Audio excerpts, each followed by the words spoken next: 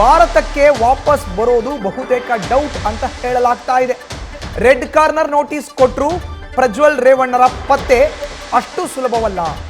ಈಗಾಗಲೇ ಪ್ರಜ್ವಲ್ ವಿರುದ್ಧ blue corner notice ನೀಡಲಾಗಿದೆ.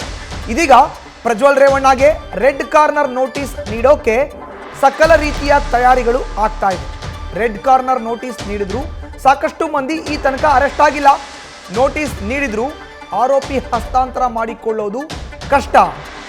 ರೆಡ್ ಕಾರ್ನರ್ ನೋಟಿಸ್ ಜಾರಿ ಮಾಡಲು ಎಸ್ಐಟಿಗೆ ಹಲವು ಅಡಚಣೆಗಳಿದೆಯಂತೆ. ಇನ್ನು ಪ್ರಜ್ವಲ್ ರೇವಣ್ಣ ಭಾರತಕ್ಕೆ ಬರೋದೇ ಡೌಟ್ ಅಂತ ಹೇಳಲಾಗ್ತಾ ಇದೆ.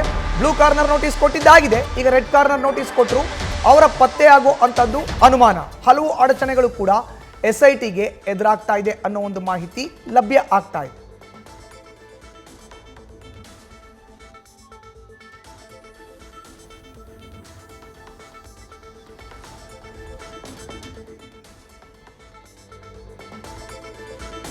ಈಗಾಗಲೇ ಬ್ಲೂ ಕಾರ್ನರ್ ನೋಟಿಸ್ ನ ಪ್ರಜ್ವಲ್ ರೇವಣ್ಣರಿಗೆ ನೀಡಲಾಗಿದೆ.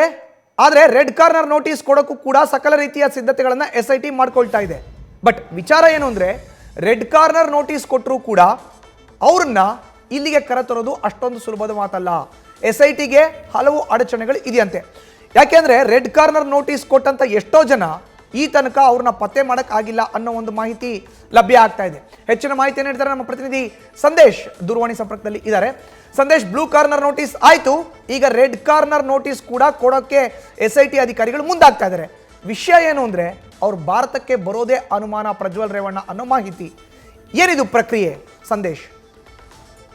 ಮಧುಸೂದನ್, ಇಲ್ಲಿ ಪ್ರಮುಖವಾಗಿ ಪ್ರಜ್ವಲ್ ರೇವಣ್ಣ ಟಿಕೆಟ್ ಗಳನ್ನ ಬುಕ್ ಮಾಡಿ ಕ್ಯಾನ್ಸಲ್ ಮಾಡ್ತಿರುವಂತದ್ದು, ಜೊತೆಗೆ ಅವರ ಒಂದು ಆಕ್ಟಿವಿಟೀಸ್ ಅನ್ನ ನೋಡ್ತಾ ಇದ್ರೆ ಪ್ರಜ್ವಲ್ ರೇವಣ್ಣ ಭಾರತಕ್ಕೆ ಬರೋದೇ ಡೌಟ್ ಅಂತ ಹೇಳಲಾಗ್ತಾ ಇದೆ. ಅಂದ್ರೆ ಈಗ ಒಂದು ವೇಳೆ ಪ್ರಜ್ವಲ್ ರೇವಣ್ಣ ಬರ್ದೇ ಹೋದ್ರೆ ಯಾವ ರೀತಿಯಲ್ಲಿ ಅವ್ರನ್ನ ಟ್ಯಾಕಲ್ ಮಾಡಬಹುದು ಎಸ್ಐಟಿ ಅಧಿಕಾರಿಗಳು ಅನ್ನೋದನ್ನ ನೋಡೋದಾದ್ರೆ, ಈಗಾಗಲೇ ಬ್ಲೂ ಕಾರ್ನರ್ ನೋಟಿಸ್ ಅನ್ನ ಹೊರಡಿಸಿದ್ದಾರೆ. ಆದ್ರೆ ರೆಡ್ ಕಾರ್ನರ್ ನೋಟಿಸ್ ಅನ್ನ ಹೊರಡಿಸೋದಕ್ಕೆ ಒಂದು ಪ್ರಕರಣದಲ್ಲಿ ಚಾರ್ಜ್ ಶೀಟ್ ಅನ್ನ ಸಲ್ಲಿಕೆ ಮಾಡಿರಬೇಕು. ಚಾರ್ಜ್ ಶೀಟ್ ಅನ್ನ ಸಲ್ಲಿಕೆ ಮಾಡಿ ಅದರಲ್ಲಿ NBW ಇಶ್ಯೂ ಆಗ್ಬೇಕಂದ್ರೆ ವಾರೆಂಟ್ ಇಶ್ಯೂ ಆಗ್ಬೇಕು. ನಾನ್ ಬೇಲಬಲ್ ವಾರೆಂಟ್ ಇಶ್ಯೂ ಆದ್ರೆ ಮಾತ್ರ ರೆಡ್ ಕಾರ್ನರ್ ನೋಟಿಸ್ ಅನ್ನ ಹೊರಡಿಸಬಹುದು. ಹಾಗಾಗಿ ಇಲ್ಲಿ ದಾಖಲಾಗಿರುವಂತಹ 3 ಪ್ರಕರಣಗಳಲ್ಲಿ ಯಾವ್ದಾದ್ರು ಒಂದು ಪ್ರಕರಣದಲ್ಲಿ ಚಾರ್ಜ್ ಶೀಟ್ ಅನ್ನ ಕೋರ್ಟಿಗೆ ಸಲ್ಲಿಕೆ ಮಾಡಿ, ಚಾರ್ಜ್ ಶೀಟ್ ಸಲ್ಲಿಕೆ ಮಾಡುವಂತ ಸಂದರ್ಭದಲ್ಲಿ ಅಪ್ಸ್ಟ್ಯಾಂಡಿಂಗ್ ಚಾರ್ಜ್ ಶೀಟ್, ಈ ರೀತಿ ಆರೋಪಿ ಅಪ್ಸ್ಟ್ಯಾಂಡ್ ಆಗಿದ್ದಾರೆ ಅಂತ ಹೇಳಿ ಅಪ್ಸ್ಟ್ಯಾಂಡಿಂಗ್ ಚಾರ್ಜ್ ಶೀಟ್ ಅನ್ನ ಸಲ್ಲಿಕೆ ಮಾಡ್ತಾರೆ.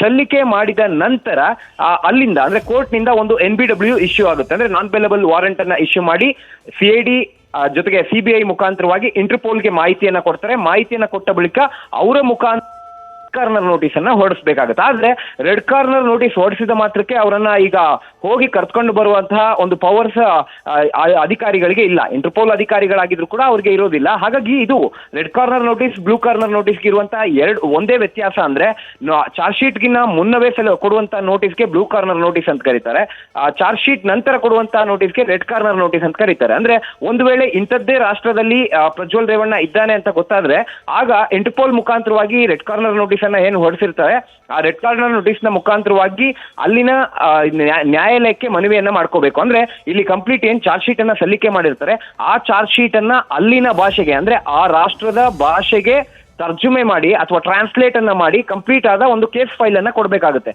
ಆ ಕೇಸ್ ಫೈಲ್ ಅನ್ನ ಕೊಟ್ಟ ಬಳಿಕ ಅಲ್ಲಿನ ನ್ಯಾಯಾಲಯ ಈ ಒಂದು ಪ್ರಕರಣಕ್ಕೆ ಸಂಬಂಧಪಟ್ಟಂತೆ ಕಂಪ್ಲೀಟ್ ಆದ ವಿಚಾರಣೆಯನ್ನ ಮಾಡಿ ನಂತರ ಆ ನ್ಯಾಯಾಲಯಕ್ಕೆ ಸಾಕ್ಷ್ಯಾಧಾರಗಳಿದಾವೆ ಅಂದ್ರೆ ಪ್ರಜ್ವಲ್ ರೇವಣ್ಣ ಅವರಿಗೆ ಸಂಬಂಧಪಟ್ಟಂತೆ ಏನ್ ಚಾರ್ಜ್ ಶೀಟ್ ಅನ್ನ ಸಲ್ಲಿಕೆ ಮಾಡಿದ್ದಾರೆ ಭಾರತದಲ್ಲಿ, ಅದಕ್ಕೆ ಸಂಬಂಧಪಟ್ಟಂತೆ ಸರಿಯಾದ ರೀತಿಯ ಸಾಕ್ಷ್ಯಾಧಾರಗಳು ಇದೆ ಅಂತ ಗೊತ್ತಾದ ನಂತರ ಅಲ್ಲಿನ ನ್ಯಾಯಾಲಯ ಅದನ್ನ ತೀರ್ಮಾನ ಮಾಡುತ್ತೆ. ಅಂದ್ರೆ ಹಸ್ತಾಂತರಕ್ಕೆ ಸಂಬಂಧಪಟ್ಟಂತೆ ತೀರ್ಮಾನ ಮಾಡುತ್ತೆ.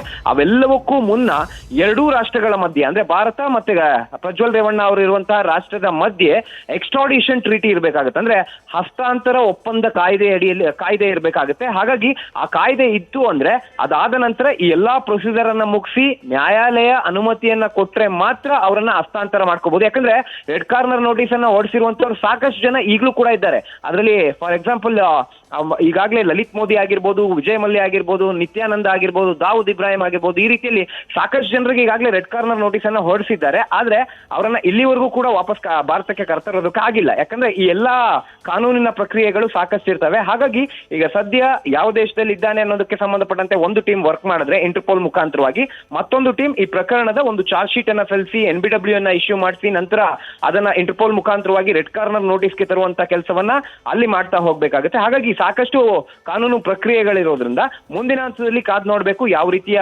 ಒಂದು ಕಾರ್ಯವೈಖರಿಯನ್ನ SIT ಅನುಸರಿಸುತ್ತೆ ಅನ್ನೋದನ್ನ. ಮಧುಸೂದನ್, ಧನ್ಯವಾದ ಸಂದೇಶ್ ನಿಮ್ಮ ಮಾಹಿತಿಗೆ. ನ್ಯೂಸ್ ಫಸ್ಟ್ ನಿರ್ಭೀತಿಯಿಂದ ನಿಮ್ಮ ಪರವಾಗಿ.